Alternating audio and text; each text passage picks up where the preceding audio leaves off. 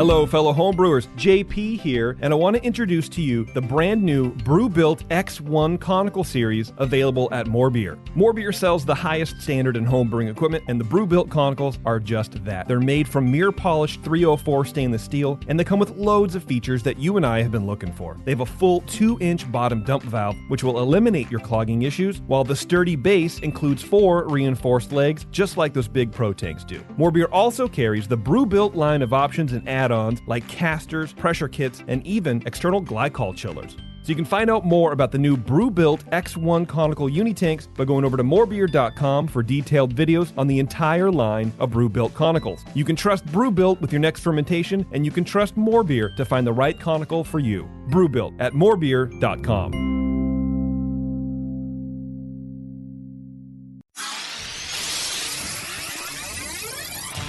Great beer is about drinkability. Doesn't matter the style. You guys are like walking beer Wikipedia. That's the first time that you've ever accepted me as a person. Or you have a fermentation in your gut. I'm jet propelled at all times. How many guys do you think that you have the privilege to slap? Somebody who's never tasted a commercial example, and this is how you know everything about this beer? Please, you don't. I think that's bullshit. I think it's bullshit too. Wow. Are you guys going to arm wrestle? No. They're going to teabag fight. Yeah. You heard of Junkyard Wars? Can I get another high five, Beavis? Now, live from the Brewing Network studios in Northern California, this is the radio program for home brewers, craft brewers, beer lovers, and beer geeks. It's your only source for live beer radio that brings expert brewers together with, well, expert drinkers. This is the radio program with a head on it. This is The Session.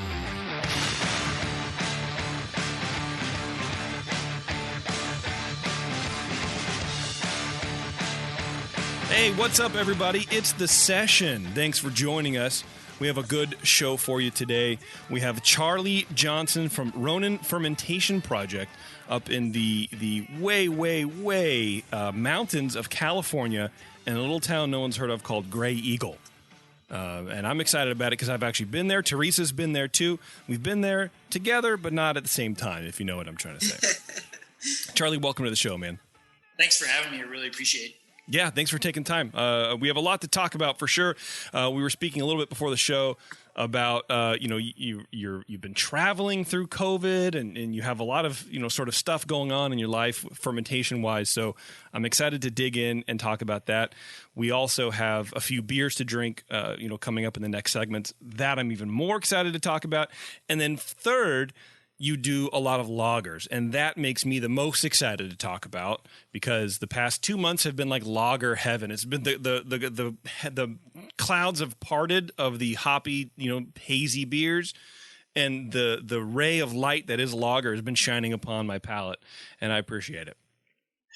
Right? I just really want to. I don't want to let down all my friends in the Pacific Northwest. That's why.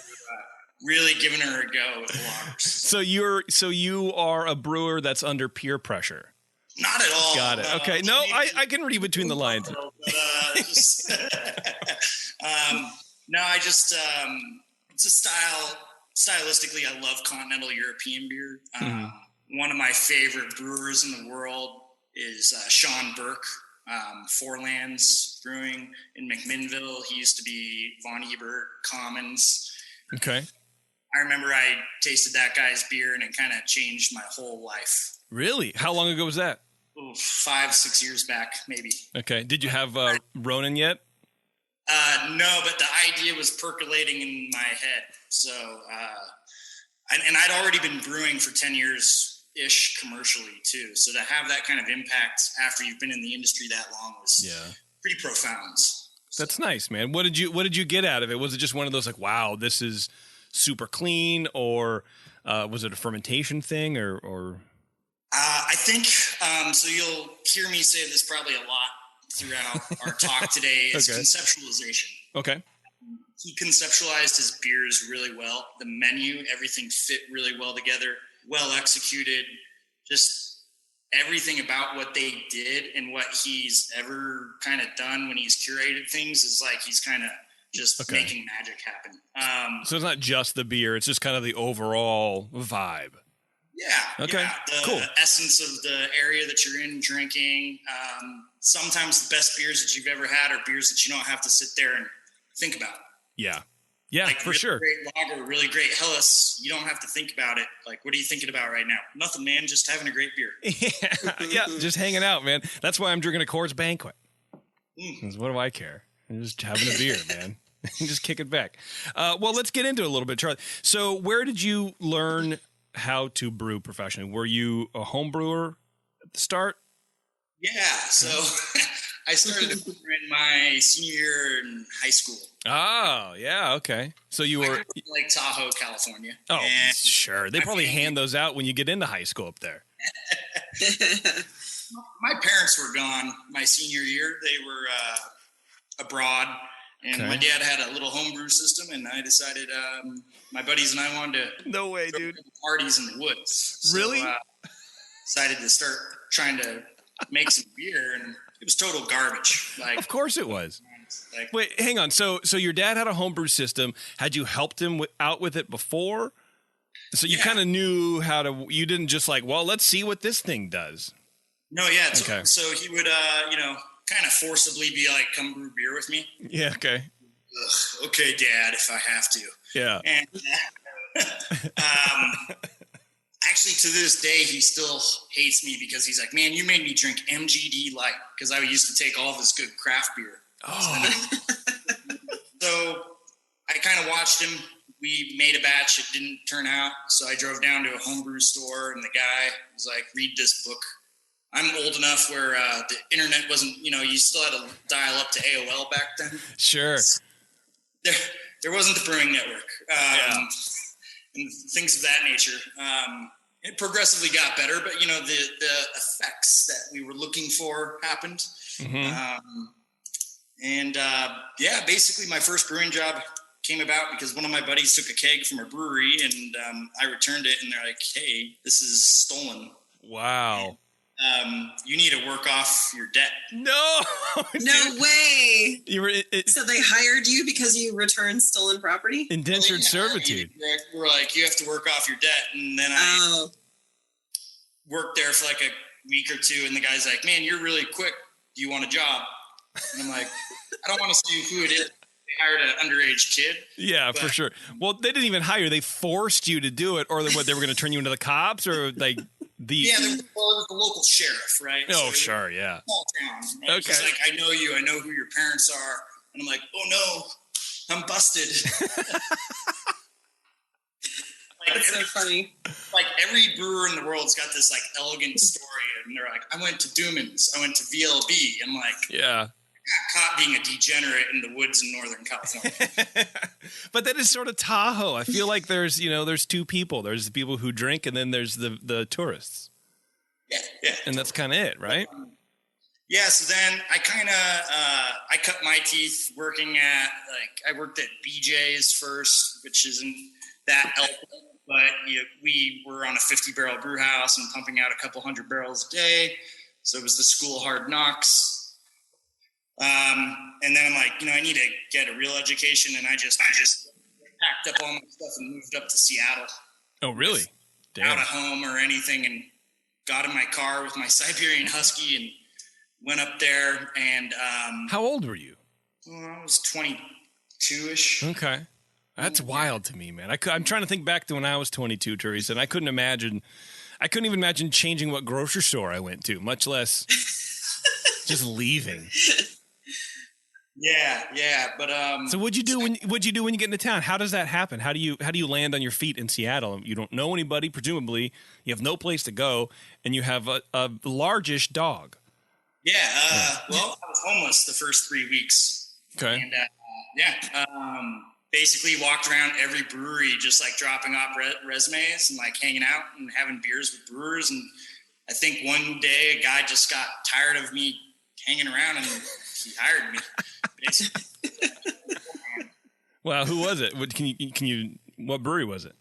It was at the Ram. It was Kevin Forehand. He was one of the original Pike brewers with Dick Cantwell and all those that whole group. and he's now at Flying Bike.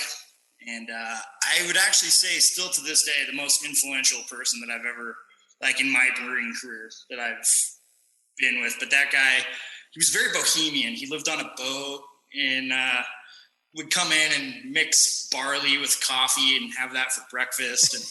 And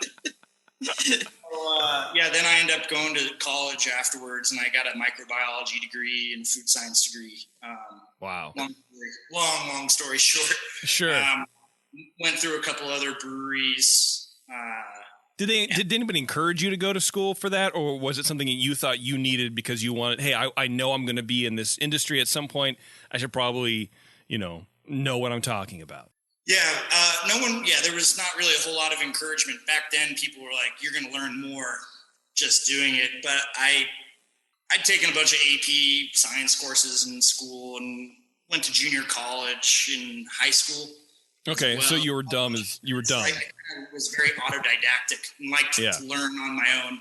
Okay. Anyway, so I finally was like, man, I need to know a little bit more about why 152 is a really good temperature for this beer. Yeah, you're curious. You're just telling me. Right. But I didn't really want to go to Siebel or anything like that. I wanted a university degree, and I couldn't afford to go to Harriet Watt or Vine Stefan or anything like that. That was out of the question. So, yeah. Well, you had a dog. I mean, what's that? Yeah, well, actually, believe it or not, that was the big holdup. I was like, can I still have that dog to this day, by the way? Yeah. Oh, man. R.I.P. to the realist one. Yeah. So what'd you do? Okay, so you went to college, you got a degree in microbiology. What happened? At this point, you already knew that you were going to be in beer at some point on some level. Yep. Right. What do you do after that? At this point in time, I'm like, I really want to be a QA QC manager at a big brewery. Okay. And I was talking with this guy, Tom Munoz, and Jen Talley, and they were both working at Red Hook at the time. Yeah. Back in the day. And they were like, don't go work at a big brewery. Keep on working at some smaller facilities and really hone in on what you like and start developing your palate and what beer means to you. And I think those three people were really influential in kind of my life. Totally. So a lot of people have these stories about, hey, I'm this and I'm a brewer. I have nothing else. Like if brewing doesn't work out for me, I'm done. There's no fallback. No, none. Oh, well, you know what? I feel like that's, you're all the way in or I don't know. Or I don't even know how to finish that. I mean, I don't know. You're all the way in. Whenever you own a brewery, you are all the way in. Like we all are, it doesn't really matter if you have another career. It's like, you're still in this 110%. Yeah, that's true. I guess I mean, if you have nothing else to fall back on, it's sort of the same. Even if you're working 5 different jobs to keep your brewery afloat, you're still in on everything because you can't afford to lose one thing. Yeah, that's wild. But, so basically, then I ended up being head brewer at a couple different spots, nowhere of any acclaim. Hey man, really, it's all right. And I ended up having ownership. I'm not going to name the brewery, but we won a couple GABFs and World Beer Cup. And my business partners decided to sell our facility off to someone else. Okay. And on my way out, they're like, "Hey, by the way, you got to sign this 5-year non-compete if you want to get any money." Jeez. And I was like, I'm 28 then, and I was like, okay. How hard is that going to be to get out of? No problem. Yeah, right. That is really hard. Yeah, contracts are easy, dude. They don't actually mean anything. It's just words, man. Yeah, so then kind of reality set in on me, and I'm sitting there with my girlfriend, and she's like, you should, I'm like super depressed, and I'm like, now I can't work like in 5 states or anywhere where I live, basically. And an owner of an equipment manufacturer called me up and was like, hey, I need to open a brewery. We were going to build a brewery in Portland. Can you come build it for me? Because I just got done building a facility with this equipment manufacturer. Oh, okay. for my company. And I was like, yeah, sure, no problem. And that brewery is called the Brewatory. And it was Portland Kettle Works up in Portland, Oregon. Okay. And I built out this whole brewery in like 7 months, which is pretty tough. And that was like from gutting the building, pouring floors. Oh, God, yeah. I remember we had a party for CBC Portland to launch the brewery, and we didn't even have our license. The owner didn't tell me. And OLCC came in, shut us down in the middle of the party. It was like a complete disaster. Oh, my God. Yeah. That's crazy, man. Details. Yeah. You know? License? Who needs licenses? Yeah. How hard will that to get out of? I mean, that's, Yeah. So I got done, and I with them in my contract, I went and worked for another equipment company at the time, and still had this non-compete. And a lot of our clients from the old company started reaching out to me like, hey, we're going to expand our brewery. We need help. And basically the last 7 years of my life, all I've done is build breweries all over the world. Yeah. And distilleries and some wineries. So I've been a part of over 100 projects now on 4 continents. Wow. Damn, dude. At one point in time, I was basically just working in Asia. And it was like Japan, Hong Kong, China, Vietnam. And the name Ronin came from some of my Japanese friends because I was kind of, living out of a storage unit. My girlfriend's taking care of my dog. And I'm like, cruising around back and forth to all these breweries. And the guy's like, you're a Ronin. And I'm like, what's that? And he's like, you're a disgrace. Like, yeah. What are you, my dad? Like, you're like a disgraced samurai. He's like, you don't have a home, blah, blah, blah. And we're pretty drunk at a little izakaya in Osaka. And he like grabs me and he's like, you need to name your brewery Ronin if you ever open one again. And I'm like, okay, whatever. And I'm like, he's like a little guy. And he grabs me and picks me up. And I'm pretty heavy. I hold my fat well. And he was like, no, I'm serious. So that's actually where the name of the facility came from. Yeah. So you got forced into it. Yeah. I get it. I feel like at that point you can't say no. Really, you can't actually. No. Like there was no going back. And so after a little bit of consulting, I find myself in Hong Kong doing a brewery rescue. And basically, really famous American brewery ended up getting a brewery in Hong Kong, and for some reason their head brewer was disgruntled and walked off the job. But while he walked off, he cut up the whole control panel and dismantled the whole brew house. And it was this very technical 6-vessel German decoction system. And wow, like, hey, you should call this guy. He's like Batman for beer. And then he grabbed you and said, if you ever open a brewery, you should call it Batman for beer. And then he vomited on you. You're saying, sorry, that spot's taken. Sorry. We're working on the trademark for that now. That's his consulting business, Batman for beer. That's right. Yeah. But so me and my friend Dave Mentis, he was a Cannonball Creek brewer, and Jason Yester from Trinity back in the day, we all go out there. We fix this whole brewery and end up running into the people that I now, besides Ronin, Ronin's my side project. I'm the head brewer for a brewery called Guaylo out of Hong Kong. Okay. And I ended up actually getting that job based off of this whole little debacle at this brewery. Still to this day, actually, the brewery that we had to go rescue was the most filthy brewery I've ever been in my whole life. Wow. Describe it for me. Well, I'll describe one thing for you. So we finish up like the day, and there's also a massive infection. So we go out with like a mobile PCR lab, which is a way to detect basically a bunch of different organisms. I don't want to get too deep into the science of it. That's fine. Luminometers, which test for ATP, which every living cell has. And we're going around, and I grab a bottle of beer, and my buddy Dave's drinking one. And I look in the bottle of beer in the headspace, and there's a mayfly flapping its wings out of the beer. And I was like, Dave, put that beer down right now. And he's like, huh? And he's like, no, it's cool. We can drink. The video cameras aren't on. And I'm like, no.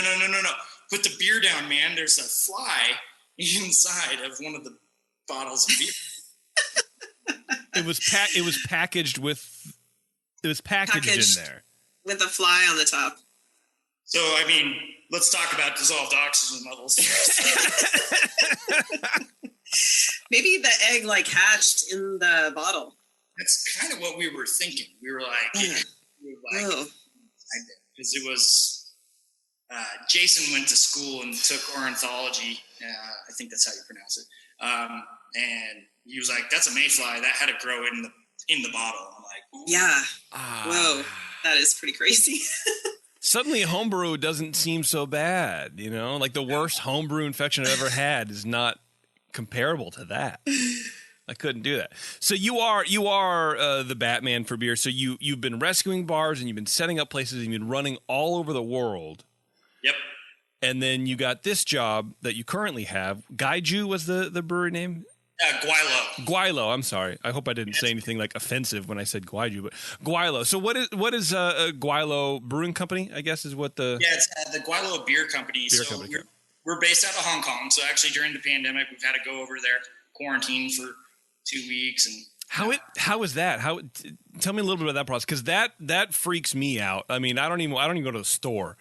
There was 5 people on the airplane first and foremost, and they were all U.S. government type folk. Okay. And I had to get a special, basically work visa just to get over there. Somehow these guys pulled off the visa for me to come. Wow. To this day, I still don't know how. We brew all the beer for Cathay Pacific Airlines as well and stuff like that. So it's a Cathay flight I'm on, which is cool. And we get there and armed guards meet us and they take us straight to this government hotel. I'm using air quotes. Okay. For 14 days, no Netflix or anything like that because it wasn't a nice hotel. You're just sitting there reading books that you brought with you, doing push-ups and burpees because your room is 5 meters by 3 meters. It's pretty small. God, dude. Oh my gosh.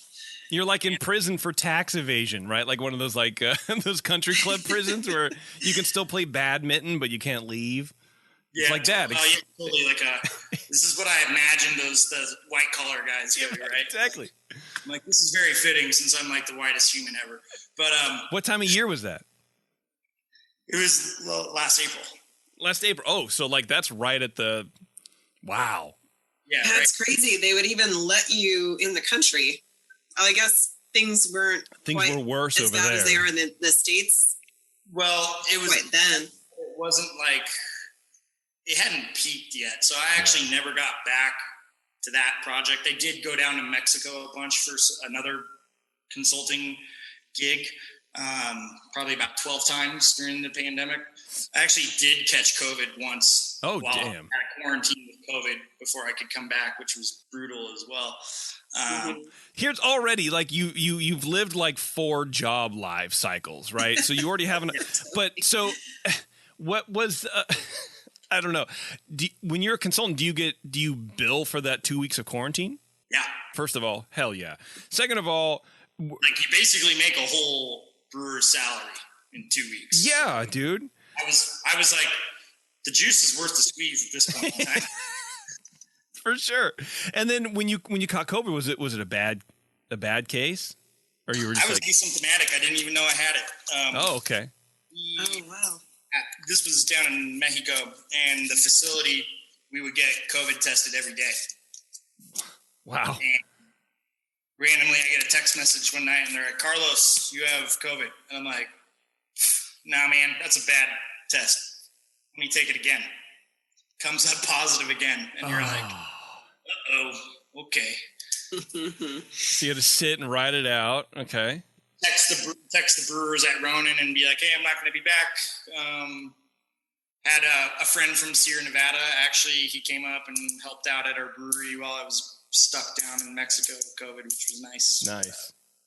Yeah. So that whole time we were actually operating this facility too. So. Okay. Wow. Yeah. So when did you open Ronin? Technically we've been open for a couple of years. Yeah. But this facility here, we got C of O the day California went into lockdown last year. Cool, man.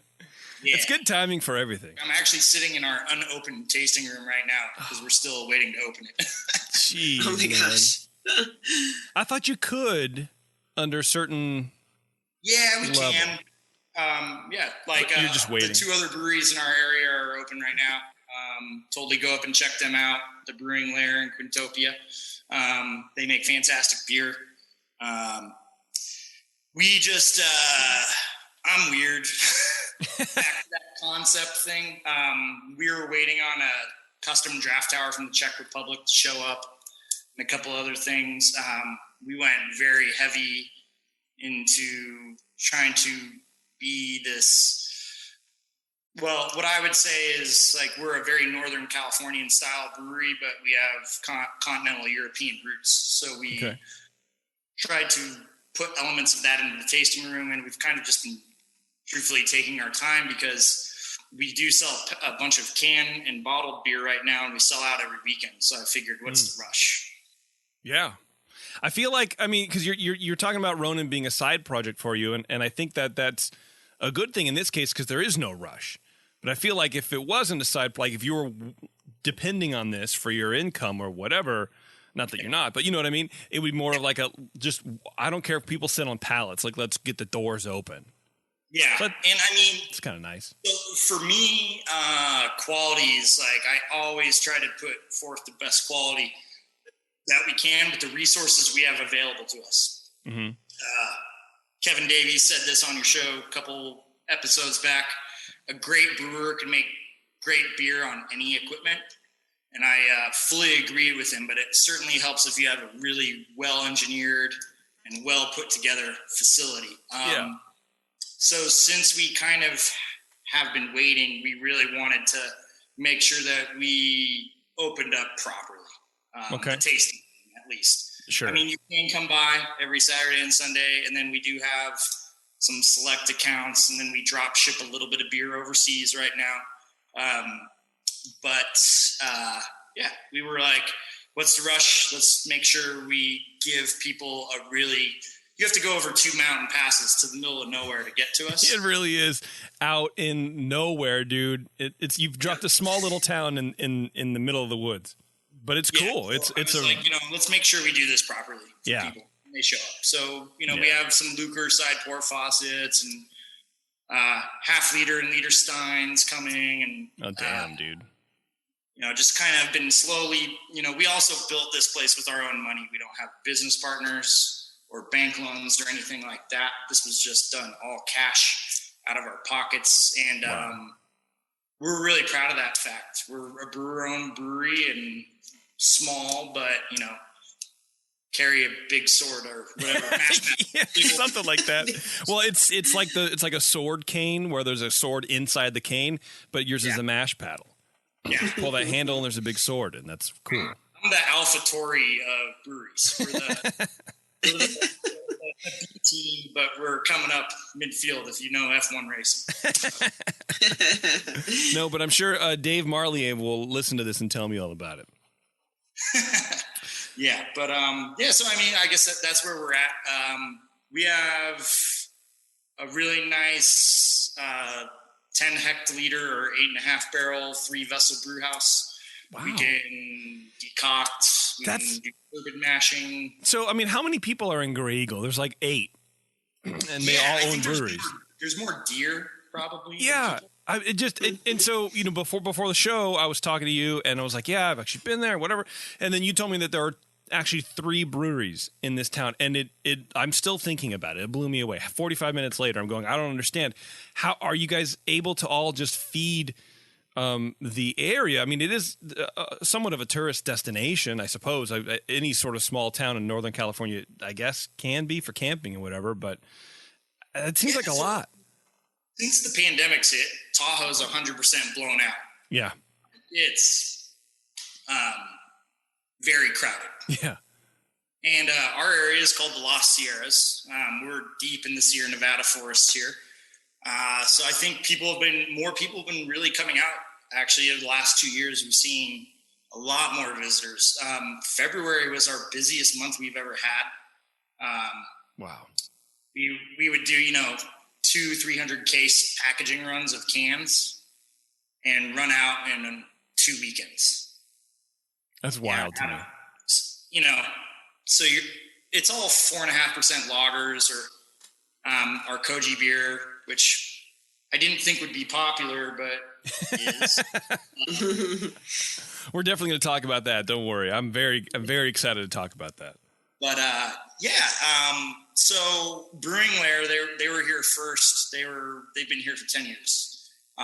They have 15 acres. They have a 9-hole disc golf course, hiking trails. Wow. The brewery has hiking trails. Yeah. Man. So you can like grab beers and go hike around and then come back and grab another beer. That's wild. Or you can go play disc golf. Yeah. That's wild, man. Okay. Yeah. And then Quintopia is really cool. It's their brewery actually burned down, and we were brewing beer for them, and a couple other breweries in the area were 50/50 in Truckee. And then Sierra Nevada, Ken Grossman let them borrow the original Sierra Nevada brew house that's on the trailer. God, the wow. Imagine that, Teresa. Like, it's like going into the Smithsonian and asking for, I don't know, Babe Ruth's bat. And go, I ran out of bats, and so I just need to borrow this until my new bat comes in. I know. It's like such a good use of a bit of a relic, right? Yeah. Well, ironically, I did say that too. I was like, oh man, this thing should be at the Smithsonian. I don't want to like mess anything up. I'm sure it will be. At least a piece of it will be one day. Yeah. Well, that's kind of the point, right? Like they used to get in there and have to re-weld that one bit that gets burned away by the heat and everything. It's like, it's a work in progress. Yeah. Totally. My favorite part about it though, and this is like a total brewer nerd joke that I don't even know if all brewers will even get it, but the license plate frame says my other brew house is a 200 barrel Gaia. And I like saw that and I'm like, just like laughing, and everyone's like, what's so funny? And I'm like, license plate, it's hilarious. It's a Gaia. Like, it's the nicest European brewing system you can get, wow. Yeah, they got a sense of humor over there for sure. Yeah, but just really cool that the Sierra Nevada family is able to continue to give back. Brewers still to this day. They're so influential and amazing. Agreed, man. I love Sierra Nevada. So. Yeah, absolutely. Likewise. Well, Charlie, we're going to take a quick break real fast. We're going to come back and we're going to start drinking some of the beers, get into a little bit about Ronin, your philosophy on beer and how you're making it, and do all that kind of fun stuff, especially with the Koji. Stoked to talk about that. So hang on just a second, everybody. It's The Session. We'll be right back.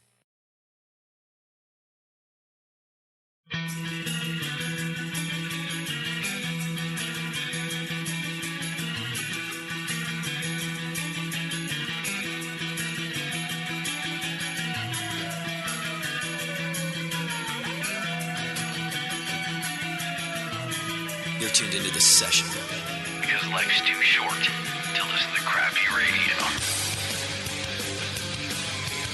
Hey, thanks for sticking around, everybody. We have Charles here from Ronin Fermentation Project, Grey Eagle, California. I'm about to pop open a Pilsner.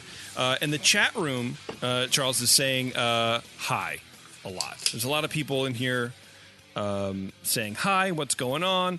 And then Ron says, what has been your biggest brewing disaster, Charlie? So if you can favor us with a little bit of brewing disaster story. Yeah.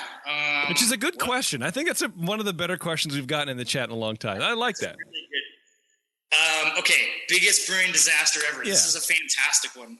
I got to turn my head around for it. It's so good. Oh, God. I love it. It actually was one of my first solo consulting jobs, too. It was up in Washington on the coast, and it was a mid-level size brewery, so like 5 to 10,000 barrel brewery. And we were installing a new production facility for them, and it was the first day of brewing, and the glycol chiller exploded, but they'd installed the glycol chiller on the roof above the brewery, and all the glycol rained down through the roof on top of all of us. Oh. All over the floor. The line ruptured, and the guys from Brussels Beer Project I'd invited over because they were randomly in Seattle, and I ran into them. I'm like, come out to this project I'm working on. There's all these Belgian brewers, and everything just died. Oh, God. And, so the glycol is leaking on top of the brew house into the lauter tun, into the kettle. Oh, my God. Dump the batch. It was bad. That was probably... If you can quantify some of these things, like that's probably pretty big. I mean, that's up there. Like a 9 out of 10 disaster. It was like you probably had to take like 4 showers too to get all that glycol off. Yeah, I'm pretty sure it was like a $60,000 or $70,000 loss. Oh, God, crazy. Yeah, so 2 brewer salaries.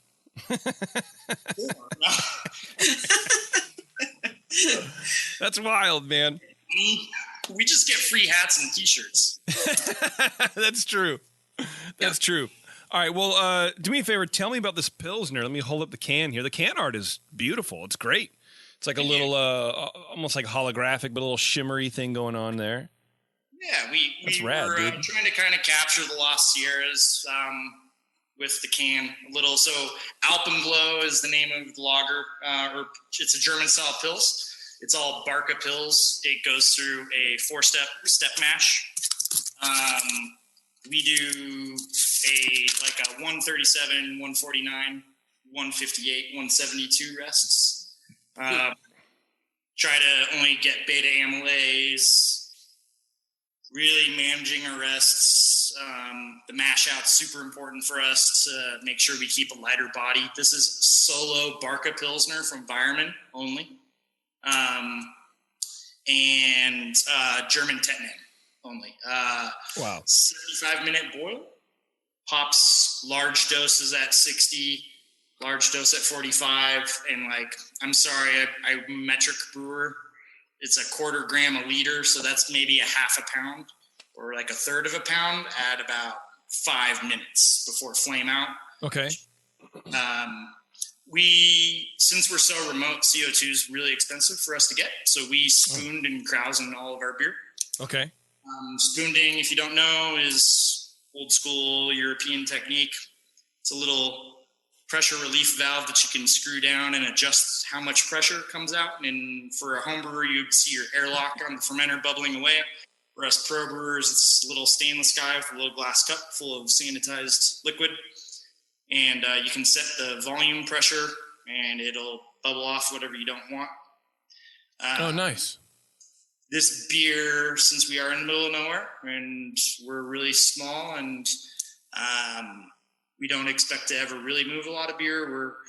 It's a passion project. We do have horizontal tanks, and we move the beer over at 40 Fahrenheit, and we re-krausen the beer or Spice. Technically, we're not pulling high krausen. We're taking the original wort from the original brew day with some fresh yeast, and we inject it into the lagering tank and let it re-ferment, and then we slowly cold crash it, and it sits for about 8 to 10 weeks.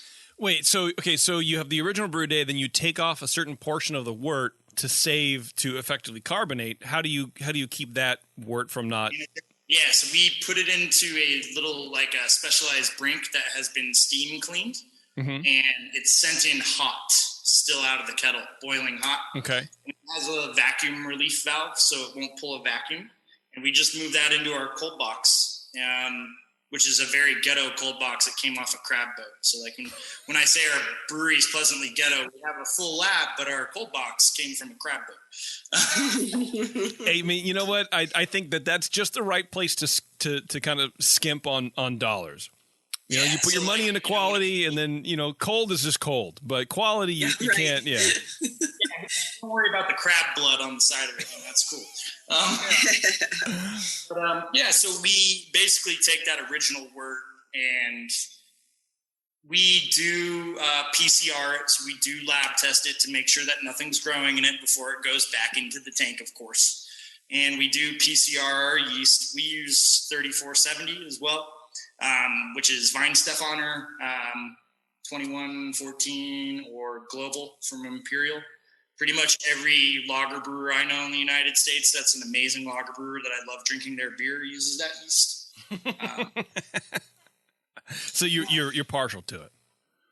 Yeah, yeah, for sure, man. It's like I'm sure your lager is great, but you're not using this yeast, so I can't drink it. I'm sorry. Yeah, me personally, I always was trying to get a little more sulfur production from our beer, but it's for me, it's nice and clean. It's about 22 IBUs on the UV Viz. Okay. So yeah, how does a beer like this sell up in Grey Eagle, which has like a big dive bar and probably a lot of Bud Light being slung really around. well. So well that the dive bar took Bud Light off tap and has kegs. No, they did. Did they really? Yeah, it's awesome. It's a killer dive bar. Damn, right there. dude. There's a bullet hole in the men's restroom. That's probably recent, I would imagine. It is recent. I did it. That's how I got the tap. I shot up the men's restroom to get on tap. Yeah, so we get very, very little untapped ratings, obviously. But actually, so the lagers you have no cell do service.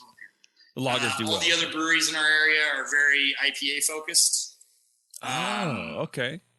Well, then that makes a lot of sense then, man. Like, it's good if you're going to have basically a small clientele to draw from, for the most part, I guess, but tourists aside, you should sort of focus on different things. I mean, imagine if you were all making similar IPAs, that would sort of be, then it's just who's cooler. Like if we all had 20 hazies on tap? Yeah, for sure. Yeah, I mean, nothing wrong with that. No, but in like a town like, I don't know, San Diego, that's probably okay. But I feel like a town like Grey Eagle, that's like, I don't know, that might be a little hard. Because then how do you choose where to go, right? At least now people can go, well, you know what I really want is a really crisp Pilsner. Yeah, so we, back to that concept thing, we really tried to conceptualize continental European beer with a Northern California twist. From traveling all over the world, you get a lot of people always going, well, what's your culture? What's your culture? You're an American. I'm like, our culture is craft beer. You're welcome. Yeah. Okay. I never thought about that. Well, it is. From Northern California, you have New Albion, Anchor, and Sierra Nevada. They're the first big boys, like in craft brewing. That's true. West Coast Pale Ale, West Coast IPA, stuff like that was fostered in this area first. This is controversial. I'm sure there'll be 100 people spouting off saying I'm wrong, but that's how I identify as a Northern Californian. I'm like, our culture is craft beer. It's through the beer. Yeah. I mean, that makes sense, man. That makes a lot of sense. This beer is great. There is that sulfur note to it. And, like a lot of the it's funny because not only have you had a lot of Pilsners on, a lot of lagers, but I think this is the third lager in 2 months that has been spoonded. Yeah. And I think maybe I'm just, lying to myself, but it feels like there is a difference in the amount of sulfur that's present in the beer. In the positive way. Like you're saying, you were looking for more sulfur, and we sort of mentioned it before, where sulfur is a part of the backbone, or like the je ne sais quoi of a German style Pilsner like this. So you want a little bit from there, or else it maybe is a little too sweet. But you have a great amount of it, and I would imagine it's from the spoonding and keeping it in solution and keeping it throughout. This is solid. It's a nice firm bitterness. You really get that sort of perfumey malt thing coming through, and then it just cleans up really nicely. And there's the amount of sulfur sort of stays a little bit longer than styles that I've had before, examples that I've had before. But I don't mind it. It's not a flaw in any way. It's just what I observed. Like, striked match sulfur, not the rotten egg. So it's yes. H2S, or it's not H2S, it's SO2 kind of a. It's very good. That's a very good beer. And you said this is a 4-day fermentation, right? Yeah, like 3. We use Kveik, no. It's Fornadol, no. Surprise! 8 to 10 weeks in lagering.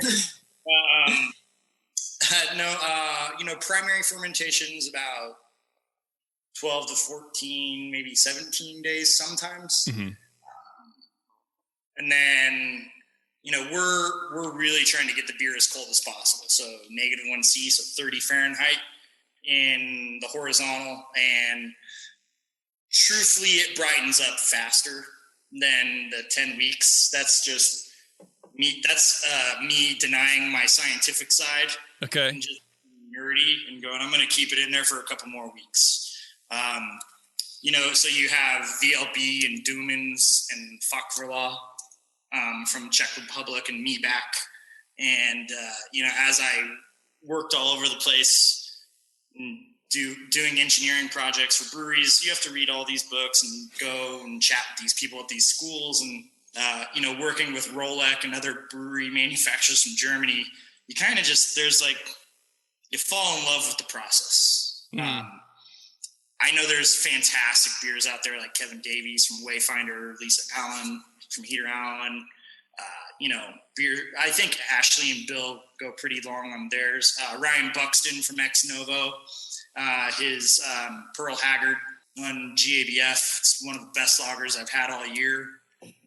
They're going shorter amounts of time in unis and bright tanks than us, and these are fantastic beers. So by no means is, you talk to any brewer out there, and depending on how many beers they've had, they're going to tell you 5 different ways to make that beer possible.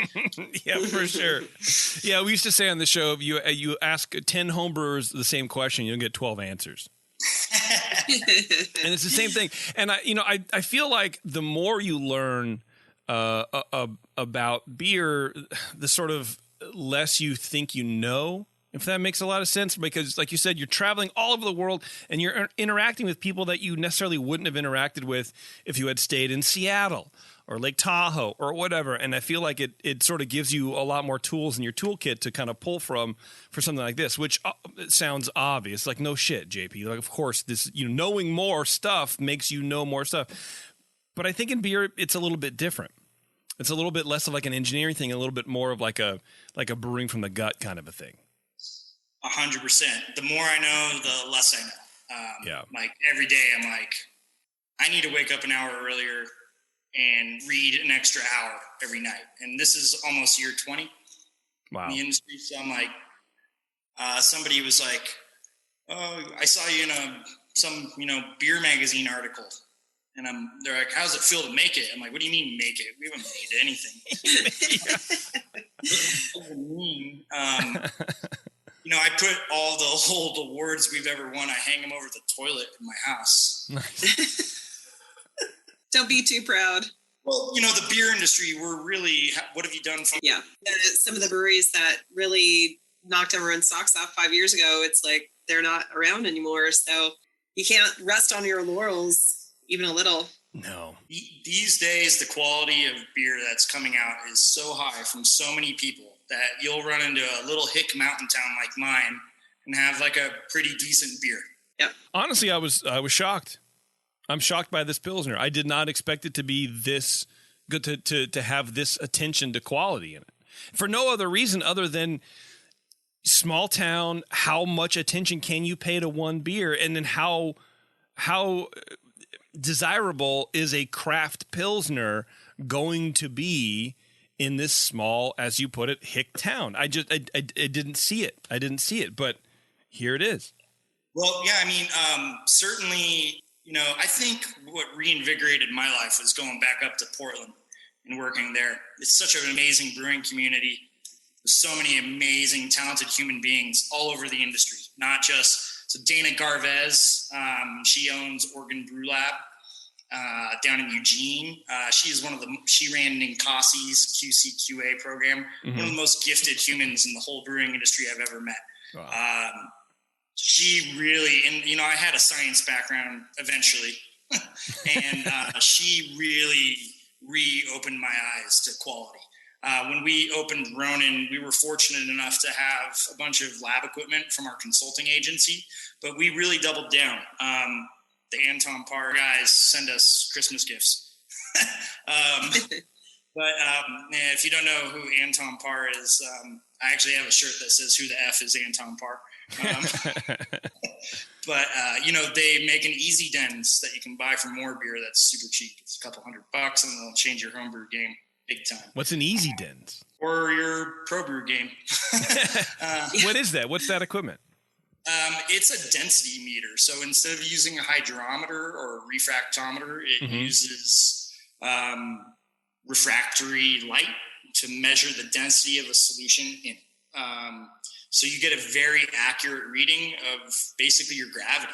Okay. During brew house operations and in the cellar for fermentation.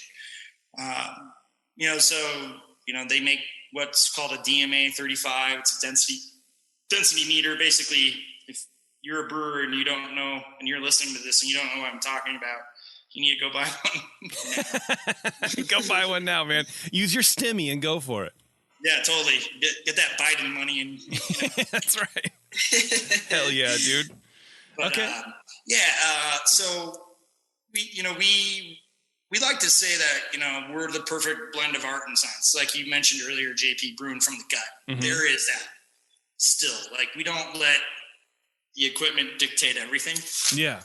Well, you can't, right? You shouldn't, at least. I always tell people if you're going to paint a painting and you know how much like zinc oxide is in white versus like how much,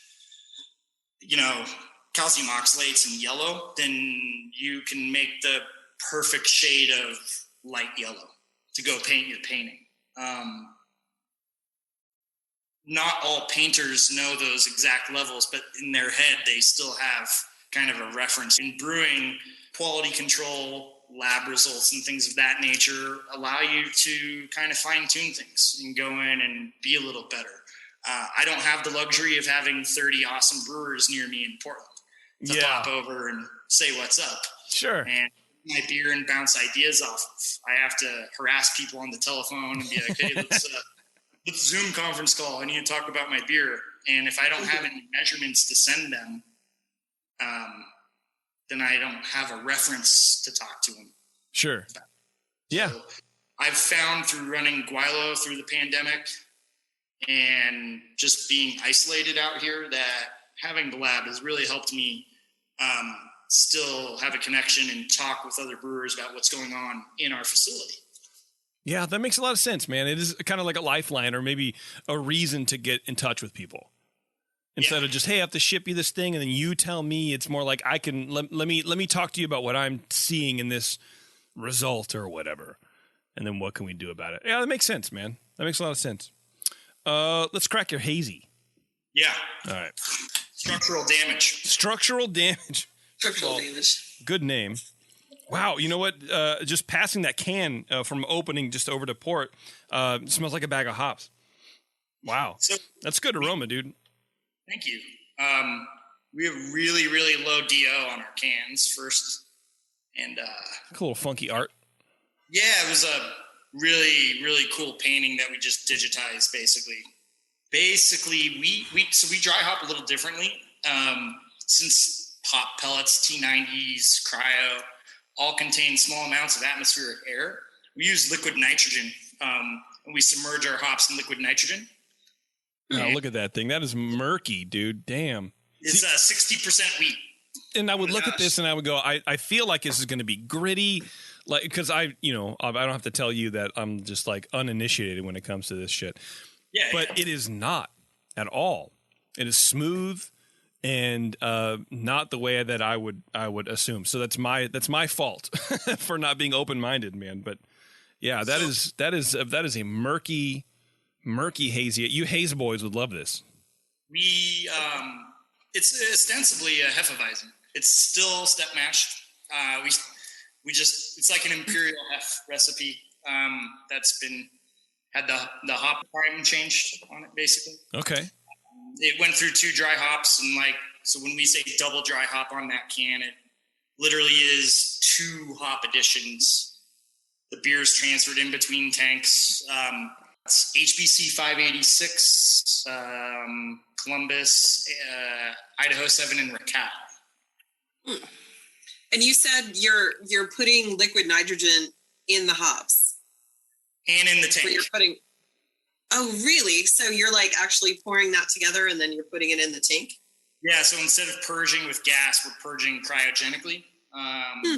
We found that there's less. So when you talk about convection, gas convection inside a cylinder conical vessel, you have laminar and turbulent gas flow. So depending on the rate at the Cellerman turning that butterfly valve, the gas is going to mix differently. But if it's cryogenic, it creates this thermal blanket through thermodynamics and pushes it all up, and you get rid of the laminar and convective flow.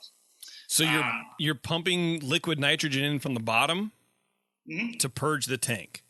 Yeah, as far as I know, we're currently the only people right now doing that. I've never heard that, and I've been doing this for too long. I haven't ever heard of that, but it makes so much sense. Yeah. It's a great idea. Yeah, but CO2 is expensive, so... Yes. Well, liquid nitro is cheaper, believe it or not. Oh, is it really? Okay. I don't know why. I think it's because you were throwing out the word cryogenically, and I'm like, well, that's some big brain shit. That must be really expensive, and that's where But I mean, it makes sense. That's cool, man. Yeah. So I mean, so we're using nitrogen first to purge our tanks instead of CO2, and then we eventually push out with CO2 cylinders because we can't get liquid for some reason. I can get liquid nitro, but not liquid CO2.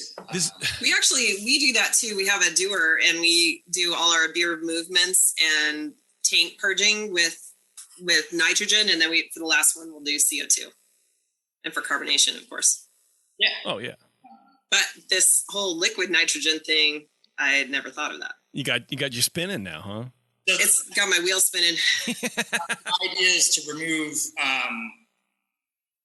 all the atmospheric air from the pellets. Yeah. Well, I've seen people take like a CO2 and like blow it in the pellets, but I'm like, I don't know if that's really doing anything. Yeah, no, we actually did DO checks on our bags of hops and saw like crazy amounts of dissolved oxygen. And we would see, 100, 200 ppb pickup in wort or in beer right away. So why that's a big deal is now we start talking about hop creep, diacetyl, over attenuation, things of that nature that now are out of our control. Typically we do add our hops in during fermentation. So we get, organoleptic biotransformation-ish. We could have a whole nother 2-hour conversation about how much of that really occurs versus, hop lots and things of that nature. Nick Ziegler could go off about that. Hop and brew school. You'll totally learn about that. Yeah. But so we were really just trying to minimize some of those things. We also started working with Berkeley yeast. They have a couple really cool yeast strains where they removed, I believe, the ALDC gene. I might get that wrong. So the precursors for diacetyl never form. Wow. So between these two processes, we were able, on our dry hopping, to get like more like that fresh hop pellet flavor versus, which I think, JP, I don't know, you might want to double check me on this. Are you picking up more of like a fresh like pellet aroma, or what are you grabbing off of it? Just specifically when I opened the can, it was definitely like a brighter hop pellet, like sort of when you open the bag.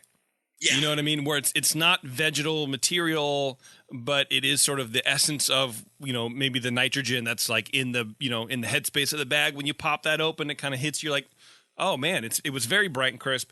And then, as the beer warms up, or it off gases, or both, or whatever, it's very, very tropical. I mean, it honestly smells like a tequila sunrise, or like some sort of like mixed drink, like a tropical. This could be one of those like tiki drink beers in like 60%, right? But oh man, but in the good way, because it's those and I don't know if this is what you're going for, but it's the hop character and that yeast and then the malt, the whole thing is very tropical. It's very citrusy, but in a smooth, sort of sweeter way than you would think of like here, this is going to be a citrusy or a juice bomb. I wouldn't even call this a juice bomb. It's like or like juicy. I wouldn't use that. I would use more like tropical drink. And for me, that's a compliment. I don't know how you're taking it, but for me, If you say it doesn't suck, I'm stoked. It doesn't suck. No, it doesn't suck. But I don't know why I get, sometimes I go to these rabbit holes, man, and like I need to like fully define the thing that I'm tasting, and I don't know why it is. So I'm gonna try to avoid that. But for me, if you have a tropical cocktail, like not a Mai Tai, but I'm trying to think like I can't think of one. Painkiller or something. Yeah, like that. sure. Yeah. Right. And you take the alcohol from it away, and you take some of the spices away, and you just have like pineapple juice, guava juice, that kind of stuff, and then you take the aroma from that. That's what I get, and I think it's good. The aroma to me speaks. I like it a lot, and it's a unique in a beer like this for me. And I've had I smelled a lot of these fucking things, man. I had to, believe it or not, I hate to say this, and sure, like some lager brewers are going to turn over in their graves as I say this, but I really tried to take actually more of a European like lager approach to the wort chemistry, except we, obviously changed the gravities on it and left a bunch of residual. So really tried to hone in on our wort chemistry for this beer instead of relying on lactose or something like that. The Guilo brand, we use lactose in those beers and stuff. For Ronin, conceptually lactose doesn't meet in our brand. There's nothing wrong with using lactose in beers, but stay in your lane.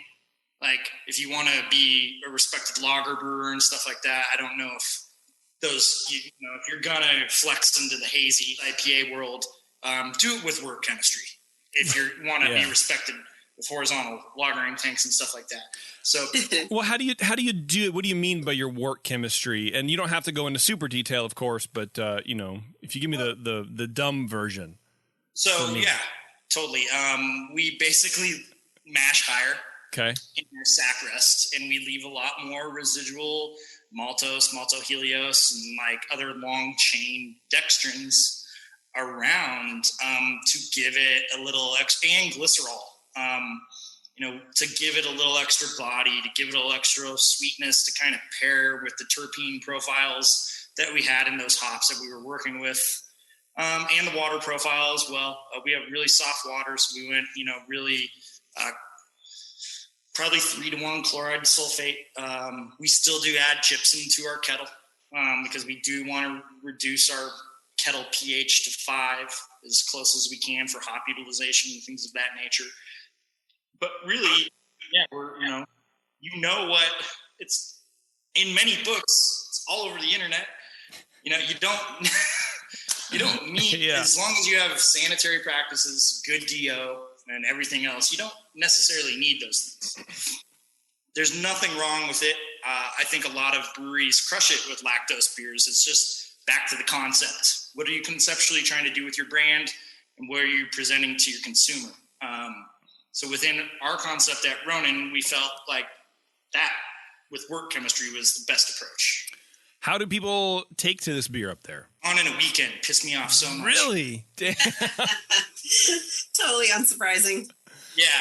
And they didn't even know they were drinking a hazy with like soul and credibility, Yeah. Credibility could be debated. No. But soul, definitely. I mean, that's a good descriptor, Teresa. It does have a soul. There's something going on there. You can tell it's purposeful. I mean, like there's a million hazy beers out there, and I love how you took great pains to not insult people who make lactose hazy IPAs. But that's fine. You can totally insult those people because I totally agree with how you're doing it, because I don't know. I mean, you don't want to put, like, to me, there's a place for lactose in beer, and that's called a milk stout. You don't want to have to put warning labels on everything. Like, don't give this to your lactose intolerant friend. That's embarrassing. It doesn't fit. It doesn't make sense to me. So I've done a couple, but it's not something I've really invested in trying to figure out because I just don't think it's the right way. Well, and I wonder if that's part of it too, because talking to a lot of brewers, especially off air and on air too sometimes, where it's I don't like hazy beers, I don't want to brew them, but I have to. Either my boss makes me, or it's what people ask for. And if you don't make one, you're leaving money on the table. So I'm going to do one, and it's going to be fine and okay. But my passion really is porter, or whatever the fucking thing is, right?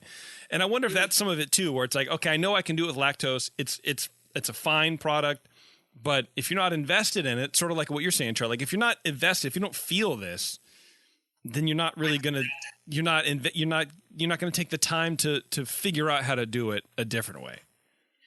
And that's fine, I guess, right? One of my good friends, Jason Yester, I got so mad at him once because he made a hazy when they first came out. He goes by he was like, I always dub him the most hated man in craft beer. Okay.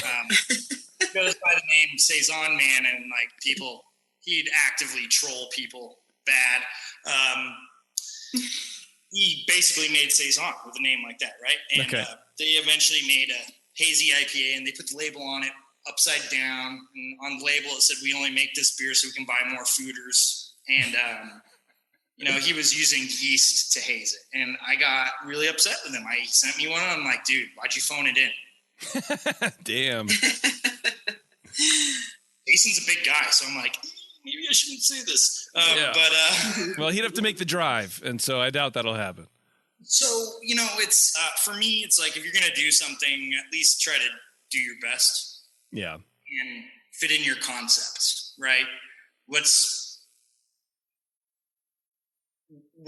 do you do? What are you giving to the industry? What's your brand about? Mm-hmm. And, I've said it 3 times. It was like, we're a Northern California brewery with continental European roots. And so we used, big Hefeweizen grain bill and, just made it an imperial and got rid of the ferulic acid rest and threw Sactois at it instead of London 3 and, changed up a couple different things. Something that we would still be proud of. And yeah, I mean, I would be proud of that too. The aroma on that is great. And that's what a lot of these hazies, I can sort of understand, but I can smell a lot of them all day.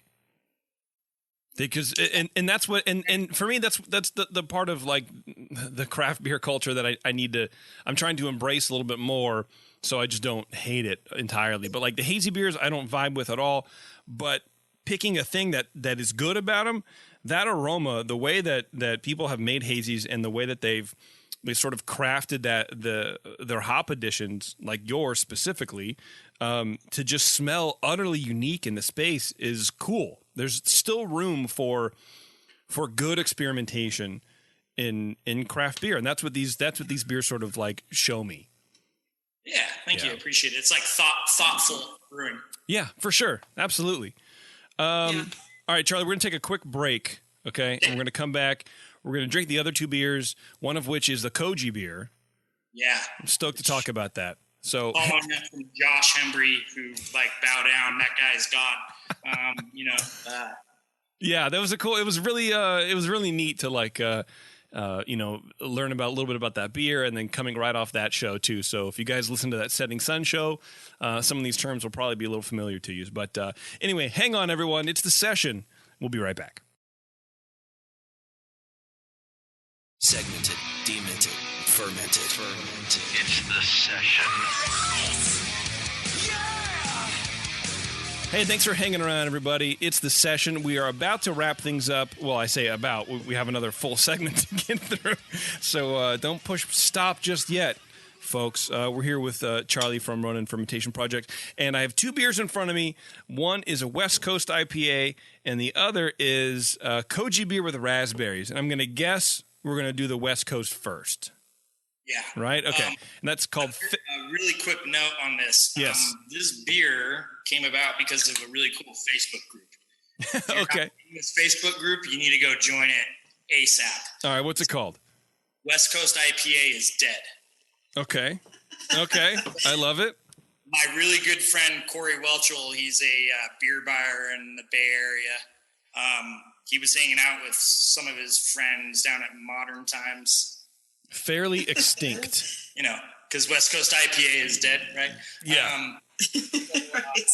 One of his buddies at Cloudwater Brewing went on Twitter and literally wrote West Coast IPA is dead. about 4 years ago during the middle of the haze craze. And I don't know. So he kind of took it upon himself to start a Facebook group, and he's really good friends with like the North Park Brewers, Green Sheet guys, Kevin, Michael Hunziker up in Grains of Wrath. A bunch of really good brewers are in the group, actually. And so we all kind of took it upon ourselves to redefine like the West Coast IPA. So we, like, I can't take credit for it. I want to say Green Sheet Brewing came up with the like California style West Coast. So our West Coast IPA that you're trying, JP, is all Barca Pilsner, again, Environment, and that's it. And it's been step mashed like a Pilsner, just like a West Coast IPA. Mosaic Citrolots from Loftus Ranch and B&D, hand selected out. So this is just Pilsner malt, a step mash Pilsner malt grain bill for a West Coast IPA. Yep, but we did boil it for 90 minutes, developed a little bit more melanoidin, and yeah, I mean, it is a little, I mean, look, I'm not going to say it's dark, but it is darker than what I would imagine just straight Pils malt would be. It's, you know, it's light yellow. So the second the runnings went off to the kettle was turned on. So we would just start getting a Maillard reaction and kind of getting some color and body into the beer instead. So we could get a more clean malt profile and mineral profile to let the hops kind of showcase through a little bit more. It's our Northern California interpretation of a West Coast. And what makes it Northern California is just because you guys are fucking around? No, you know, I would say the bittering additions, we went Columbus heavy again. Okay. I feel like some chats I had with Vinny Silruzo and some other folks, they were, you know, chatting about kind of how they went through things, where the hops were added. I don't really know how else to say it, I guess. Maybe no, that's, I mean, and I got long ass blonde hair. Yeah. I mean, and I guess that's my question, because, you know, there are some industries, and, you know, beer tries to do this. I mean, they try to do it with like Cascadian Dark Ale, and I don't know where you land on that. It's very much like almost as worse, or almost as bad as like talking politics, where like if you talk about Cascadian Dark Ale or Black IPA, you know, we can't. Let's not. It's Thanksgiving, Dad. Let's not talk about it. But in like sometimes you can get those. Yeah, you can get those like you can get in those hyper regional details, right? That maybe they matter, maybe they don't. And so I don't know. I just like to know either. You're probably right. They probably don't matter. As a guy that lived in Seattle and Portland, yeah, I would say that the Pacific Northwest definitely has a style. And I think as a kid from Northern California, I'm like, I want to create our own style. Yeah. Okay. Well, see, in that I get, and if you can make it taste a little bit different, then yeah, go for it, man. You know, and to me, this is different. We're trying to use all Pils malt. So all Pilsner, even though you're trying to take it into a little bit more color just by how you're treating the malt. Yep. Back to work. I think that's super interesting. Back to work chemistry, back to brew house utilization, manipulation of brewing techniques. What do you think you get out of that you can't get out of, you know, just, I don't know, 2-row and like a little bit of Crystal 10? And I know that's not like the current trend for West Coast IPA, but that's how old I am. I can still remember. I'm old enough to remember Crystal Malt in IPA. So, you know, there's that. Oh, that's back when 90210 was out too, right? That's right. Season 5, though. So, you know, I think you get a different sweetness. Back to the sulfur. We want to go really deep. We can talk about polyphenol thiol interactions with the hops and how you get aromatic components coming out during biotransformation. So when the hop polyphenols, grain thiols, and hop thiols all combine during fermentation, you're going to have a lot of different interactions. That Barca Pils has a higher thiol level than the normal ones. Now, I know normal Environment Pils does have a bit of Barca blended into it, so you can still get that there. The 2-row, we just truthfully never saw. It was like a little more soft, rounded mouthfeel. So we were still trying to kind of leave that not as soft, I guess. Not like a calcium chloride softness, but like a rounded. Yeah, sweet. there is a differentiation there for sure. And I do like it because it is that, Pilsner malt for me have that sort of perfumey sweetness. Mm-hmm. And that you don't really get out of like a two-row or even like a, British Pale or whatever. Maris Otter. Yeah, thank you. I like it. I think for me, it's maybe too bitter. Okay. But for me, and I know you're not making it for me, and I don't drink it anyway, even if you tried. I don't drink IPAs anyway, so it doesn't matter. So that comment is stupid. However, for me, that's the only thing I can think of where it's like, that is, look, if you love bitterness, this is the beer for you guys, because it has that sweet malt.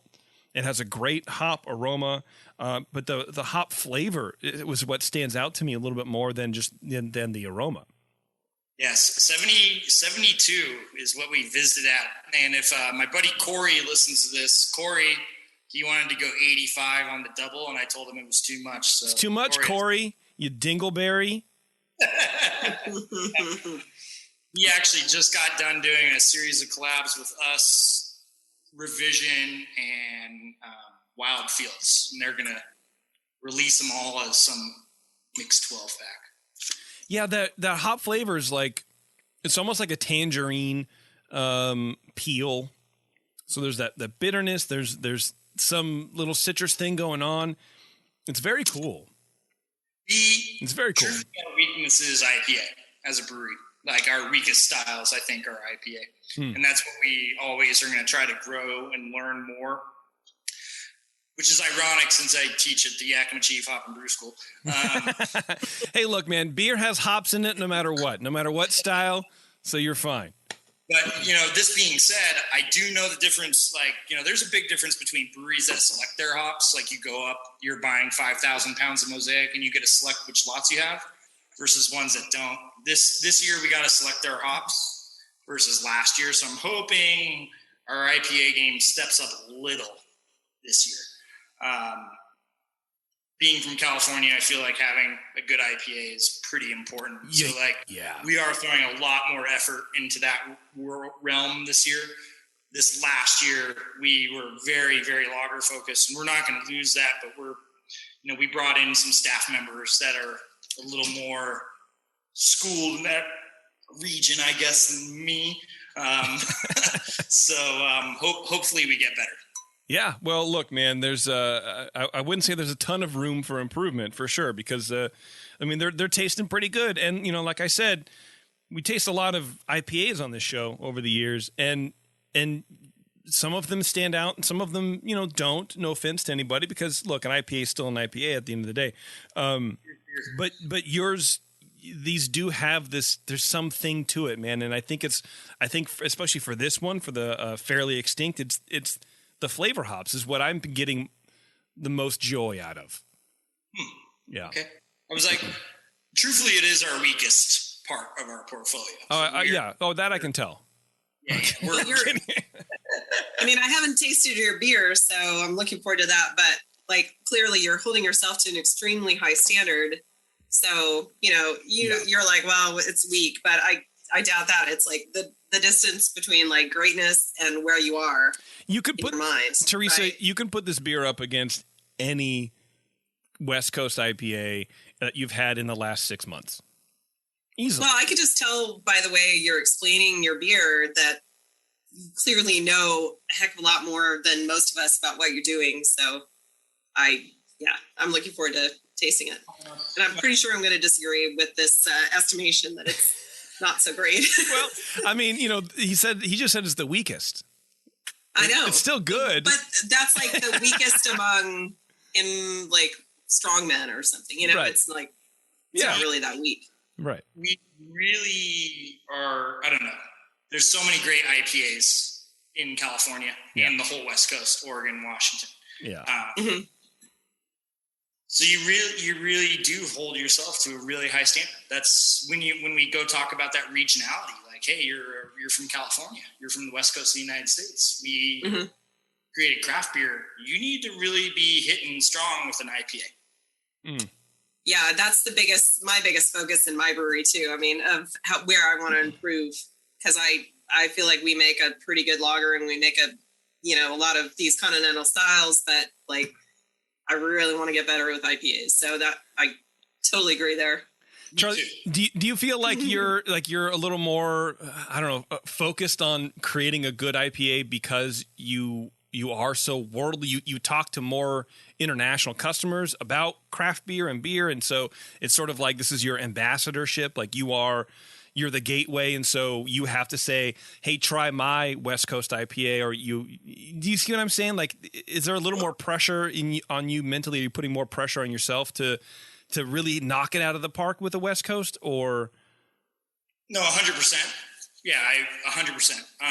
But it's not that I'm the ambassador. I feel like Pliny or something like that is the ambassador. Okay, yeah, all right, that's fair. More so, like, I'm a Northern California kid that grew up drinking Sierra Nevada, Anderson Valley, and Russian River. So I am the second generation of craft brewers to come through. So I am just trying to keep the standard. Okay. And so, yes, I do feel personally a lot of pressure to execute in that style. Also, we are part of a big collaboration group with Balebreaker from Yakima Chief. Their family has been in the Yakima Valley for generations. They own Loftus Ranch, or they're, not them, but like other family members. And we know a fair amount of hop farmers. So, and when we first met them all we were making was like saisons and sour beers. Everyone was like, "Oh, Ronin's a sour beer brewery." Oh, wow. That's a big shift. Sour beer anymore.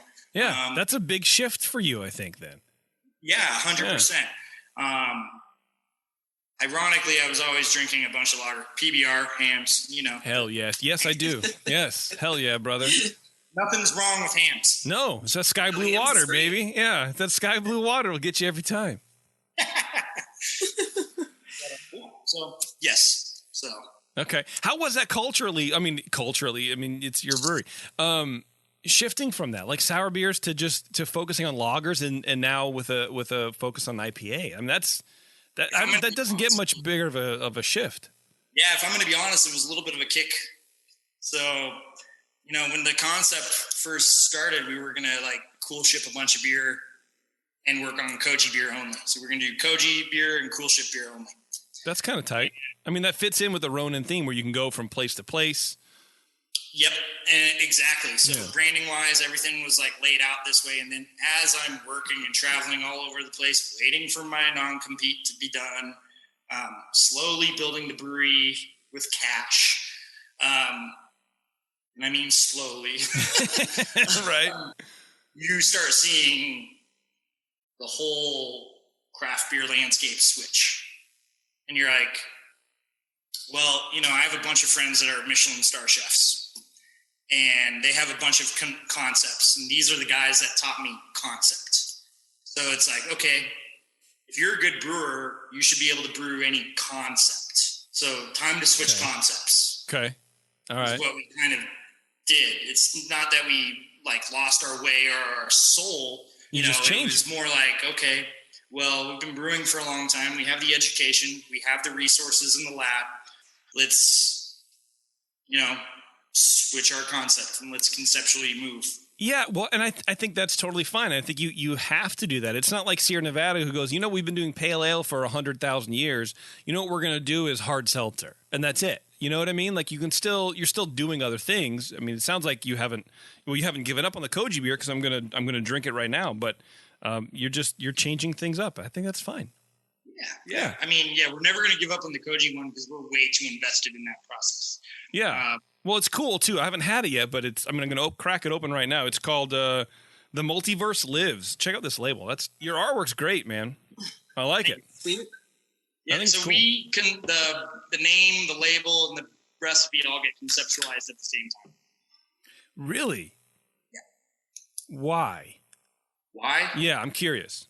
That's the only way to make everything fit together because we do so many. Each brand, each beer lives on its own. Okay, so you go. You know what? I want to do a new beer. So you just released a beer. I just painted a portrait. Okay.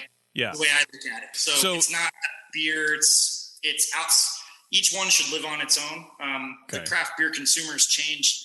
They aren't brand loyal. They just go into a bottle shop and they look and they buy one can or one bottle, and then they buy 6 different things. Yeah. So every beer we make conceptually lives on its own by itself. That's kind of, I get it. Yeah. I get it. I like it. Don't disregard that for a lack of passion or anything. It's the complete opposite. We're trying to respect each style. Well, it's a concept. Every beer is a concept for you, and I mean, I guess that does make sense. At some part of my brain, I do like to compartmentalize a lot of things. Where if I'm going to do a thing, I'm going to think about this, whether it's editing the show or researching the guest or doing something for my other shows or whatever. You might as well just do it all now. So let's do it all now, so you can stay in that headspace. And it just depends. Sometimes, especially as a home brewer, like other craft breweries, like, I want to brew a Pilsner, so we'll do this and we'll name it later. And that's fine too, but that's just not what you're doing. Yeah, and I mean, we do stay within certain boundaries. Yeah. To take it in mind, at the same point in time, I'm working on Guaylo, and we're doing 8 quarterly releases with that brand. Wow. 4 for the Northern Hemisphere, 4 for the Southern Hemisphere. So at some point in time, my brain's like, you have to compartmentalize. Yeah. So like Ronin literally is a passion project, 100%. Every beer that comes out, like, we're deeply passionate about. Well, I think it's cool because it is a passion project. You can allot time for this. Yes. Yeah. Where I think like Teresa, you probably understand fully where it's like, I want to make this beer. Let's just do it. And we'll figure it out. Cause I have 1,000 other things to do with this brewery. Well, and every time you put out a beer, like it really has to have a name and a story and something that ties it all together. Like I get that. I think not every beer that we make is a name that I really believe in and I'm invested in deeply, but a lot of them really are. Yeah. But do you go back and rebrew these beers and keep refining them? You do.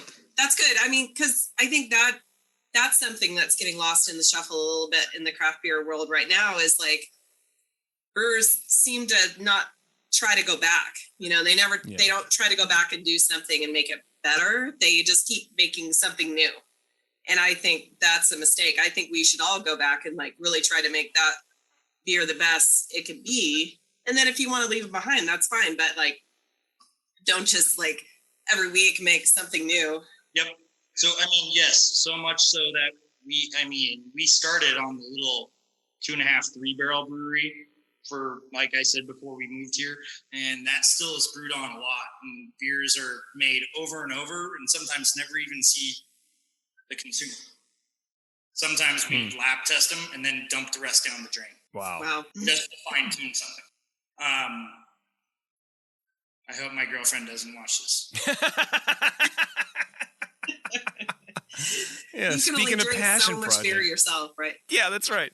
She owns 50% of the brewery, so she might be a little upset. No, she's fully aware. She'll be, of course. Yeah, of course. She's the boss, actually. She's CEO of Ronin. I am not. Oh. Oversees everything. I have a smaller role. I am the janitor and brewer. In that order. Yeah. Yeah. First. Always clean the bathroom first when you come in. Smart. Right? Very smart. Well, let's talk about the Multiverse Lives. Koji beer. What is it? Koji, right? Yep. Sorry to interrupt you. No. I feel like the listeners should pause and go back to the last episode and listen to Josh Hembry from Setting Sun Sake. Josh is a genius, far more smarter than I am.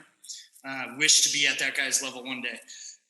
But as I was working in Japan, I had the very blessed chance to work with some of the best sake brewers ever in the world.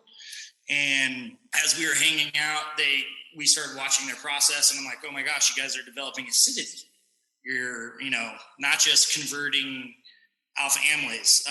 If people don't know what koji is, it's Aspergillus oryzae. It's basically rice mold or mold that grows on rice. There are many forms of koji molds or Aspergillus. They use them in miso. They use it for shochu, which is a Japanese distilled liquor. Soy sauce. Koji is a beautiful organism. It's amylolytic enzyme. It breaks down starches. Yellow koji is mostly used in sake. I'm not going to assume what Josh uses, but we use a mutant variety of a white koji that we brought back from Japan with us. So instead of kettle souring our beers, we create a koji starter on rice. Okay. We have a little koji sauna. It stays at about 120 Fahrenheit-ish. We're about 18 hours to 20 hours for our growth. We basically take rice, we hang it over in the 3-barrel kettle and steam it up. Actually, I reached out to Josh and was like, hey, I'm having a hard time finding a giant steamer. And he lent me some tips on how to, over Facebook, on how to do it with our equipment that we already had, nice. Which I'm really thankful for. And basically, instead of kettle souring, we add the koji back into the wort in our lauter tun and develop acidity that way. And then we bring it over for a co-fermentation in an open-top fooder. And at that point in time, we draw off of it like a Solera. Randomly, normally we don't do a fruited version, but randomly we were gifted 500 pounds of raspberries from our friends that take our spent grain. They have blueberries and raspberries on their farm here. God, 500 pounds. Just imagine that. Just getting, hey, man, here, you want some raspberries? And there's 500 pounds. They basically were like, hey, the bears keep on getting into the raspberries and messing with our animals. So we picked them all. Do you want them? Wow. And I was like, yeah, okay. Yeah, so I do. Added them into one of our old fruiting tanks from our sour program. Oh, there you go. Okay. And did basically a wine punch down. So the beer was totally fermented. Raspberries were added first. Beer was racked on tap. And then daily pushed down a couple times to reabsolve into the wort and allow for maximum extraction. And then we racked it off and krausened it with some lager and a little bit of our lager yeast, actually, just to kind of keep it. But we feel like there's a really nice ester profile that gets given off. It's not just citric acid. You get a little like melon, overripe kind of thing. Like not cantaloupe, but what's the other melon that's like the green? Honeydew, yes. Honeydew. Yeah. So we get a lot of kind of like cantaloupe honeydew flavors with it, and feel like it's a really clean acidity. It is. The koji process, by the way, is an aerobic process versus an anaerobic. So we don't have to worry about butyric acid or THP production. Like a normal, kettle sour or something like that would happen. Mm-hmm. Really, this wasn't a way for us to make a sour beer fast at all. It was more, we learned this process while we were in Japan and really wanted to kind of we're like, hey, this is really cool. This is a little tertiary fermentation or like a co-fermentation, basically. So let's, try it out and see, but to where we are at that can, you're sitting there, that's 2.5 years of work. Wow. Dumping batches down the drain. Damn, dude. What was the first batch like that you made with this? You're like, I got to throw it away. The first batch was actually awesome. Really? The first batch was tasted on the Brewing Network by Vinny and Jay and everyone on the Hop and Brew. Oh, nice. Oh, that's cool. And they loved it. And Vinny actually wrote an article in Craft Beer and Brewing about it, naming it his favorite beer of the year. Jeez. Well, look, you made it. Charlie, you made it. Yeah, after 2 years. You made it. It just took another man to tell you, to write about you. That's cool. And then, but you were dumping a bunch of batches. What happened there?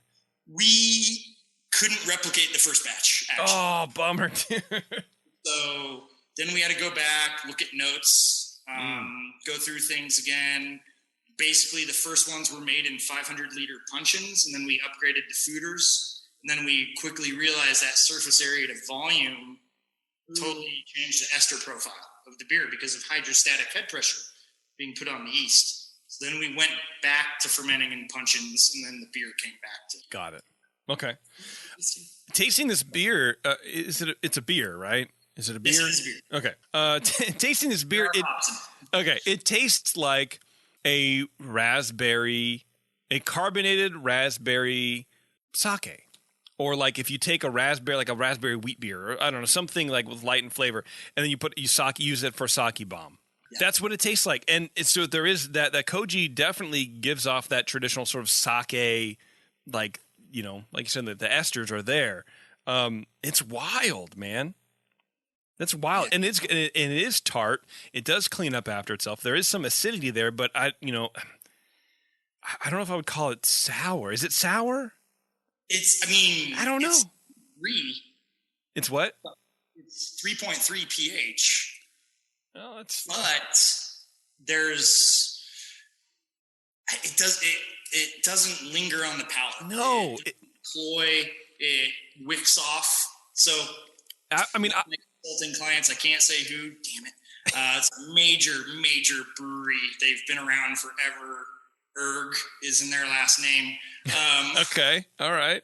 They're really famous lager brewers, and their QC team kept telling me about acidity and how it pulls off the palate on this job I was on, and that stuck with me big time.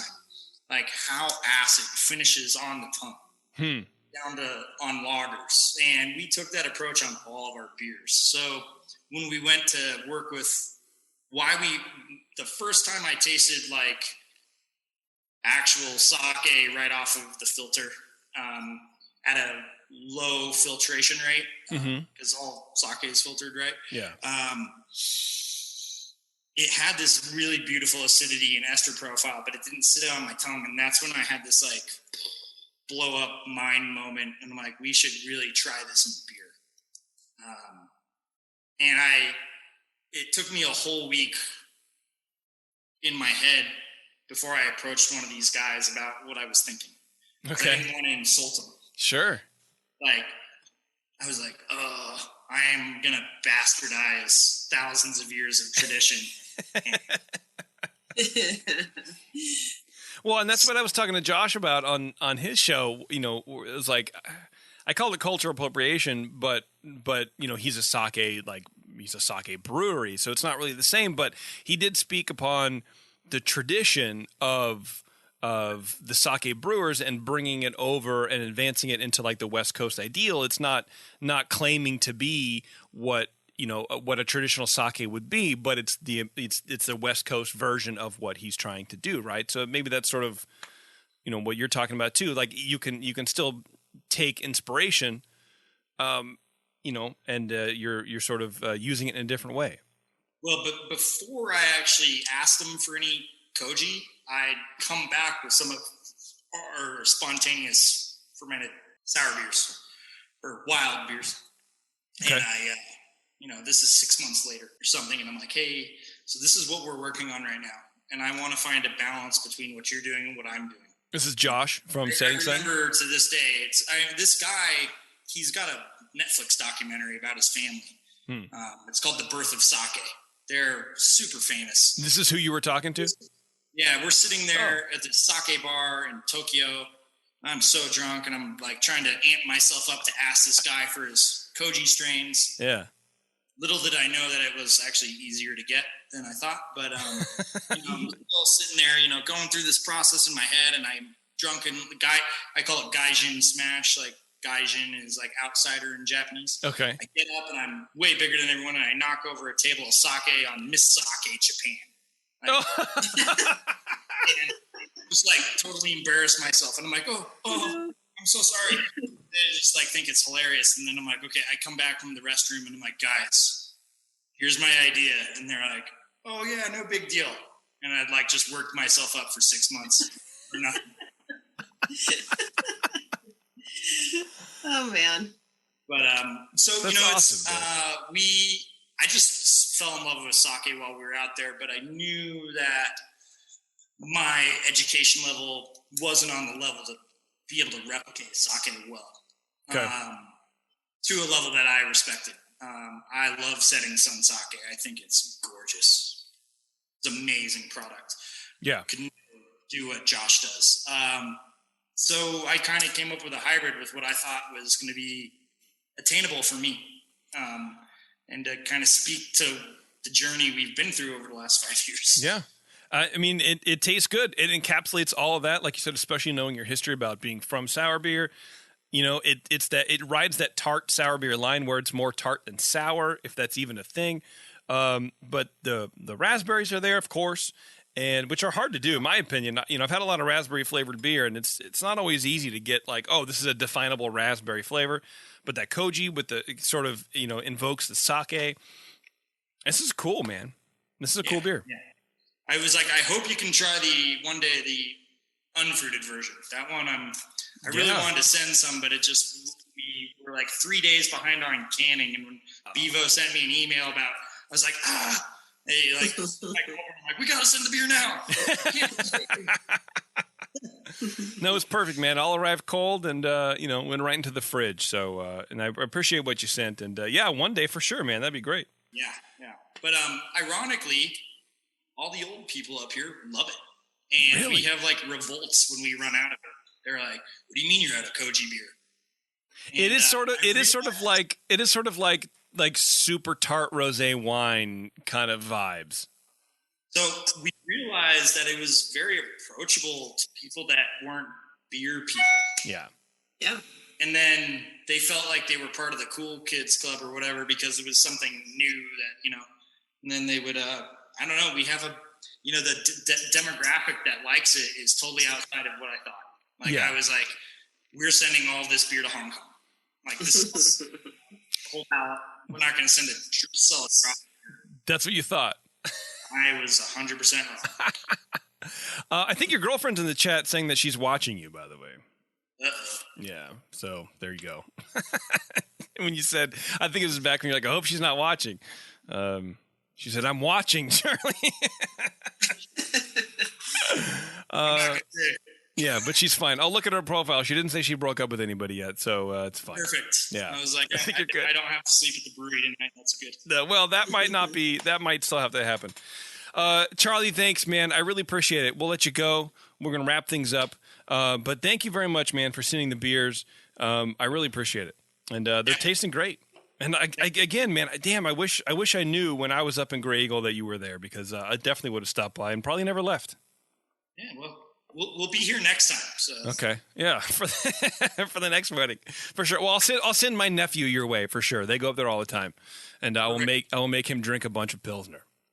Cool. For me, well, we'll make our way down one day. Yeah, that'd be great. Yeah, when we open up, definitely come on back. We'll get you on the show proper and get you in the studio, and we'll nerd out on some beer stuff. Love it. Cool. Thank you so much for your time. I really appreciate it, guys. Yeah, thank you. Thank you, everybody, for listening to the show. Teresa, thanks very much for coming on and supporting me on this journey through Ronin Fermentation Project. It's my favorite thing, of course. I haven't seen you in a long time, man. You know. I know. I miss you guys. I really want to see you all in person. I know. It'll happen. When you guys are ready, just put me in, Coach, because it'll just be. I don't know. We'll see. We'll see what happens. I'll be trying to hug you, and then I'll be like, I'm sorry. Yeah. No, I'm excited. I'm excited and nervous for it at the same time. Like, I want it to happen, and then I don't want it to happen at the same time. So we'll see. Maybe there's like a hybrid Zoom model, like where if the person isn't coming to the studio, we all do Zoom. But if they come in, then like we all just go. Maybe. Sure. Maybe. I don't know. Maybe. I have ideas. I was like, I gotta send them an email with all my ideas. Yeah. Do a little idea dump on you. Sure. Do that. All right, everybody. Thanks a lot for tuning into the session. I appreciate it. Stay safe. Wear a mask. We'll get through this. And we'll see you guys at the next beer event. It'll probably be virtual. I know NHC is going to be virtual this year. And I think GABF is going to be virtual again as well. But they're looking at 2022 for opening up. So that'll be cool for GABF. But anyway, thanks a lot, everybody. Take care, and we'll see you later. JP's an asshole. Justin's a nice guy and winning the race. JP does great as his charity.